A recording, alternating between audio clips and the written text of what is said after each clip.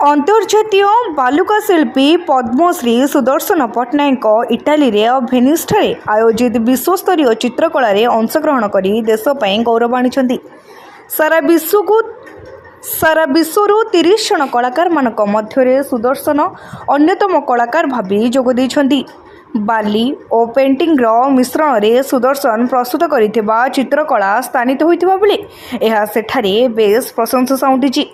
एही सुंदर कला को देखि समस्ते विमोहित होइथिबा बेले आनंदित मध्य होइछथि।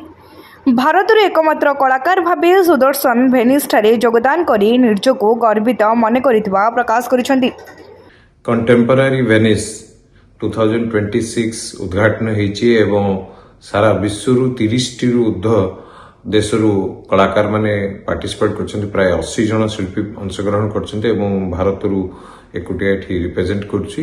मोर 5टी पेंटिंग एठी सिलेक्ट होइछि एग्जीबिशन रे एवं मो पई गोटे बहुत बड़ आशीर्वाद जे मो पूरी बेलाभूमि रु आरंभ करथिबा चित्र आज वेनिस रो एत बड़ अंतर्जातिक उत्सव रे स्थान पाइछि एवं एठी बहु संख्या रे जो माने विजिटर्स आसीचंती सेमानको पई गोटे नुआ टाइप रो कना एटा होछि जुगलबंदी पेंटिंग मोरो जोथरे बाली और कलर को मिसई कि मु कैनवास रे करिछि एवं समस्त पई मु भाबुछि जे गोटे नुआ दिनस सेथि पई समस्ते को भीतर उत्साह रहिछि देखिया पई एवं महाप्रभु जगन्नाथ आशीर्वाद जगु आज यह संभव होइछि।